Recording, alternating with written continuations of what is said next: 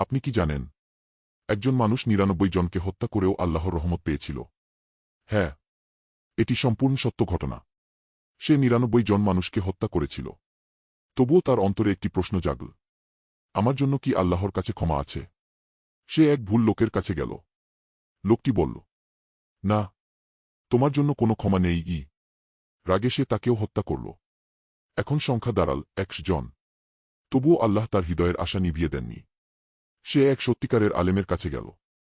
আলেম বললেন, আল্লাহর রহমত থেকে কে তোমাকে আটকাতে পারে? তিনি বললেন, এই পাপের জায়গা ছেড়ে দাও, আল্লাহর দিকে ফিরে যাও। লোকটি সঙ্গে সঙ্গে রওনা হল। পথেই তার মৃত্যু হয়ে গেল। ফেরেশতারা তর্ক করল। তখন আল্লাহ আদেশ দিলেন, দূরত্ব মেপে দেখো। দেখা গেল সে নেকির ভূমির দিকে একটুখানি বেশি কাছাকাছি। আর সেই কারণেই আল্লাহ তাকে ক্ষমা করে দিলেন।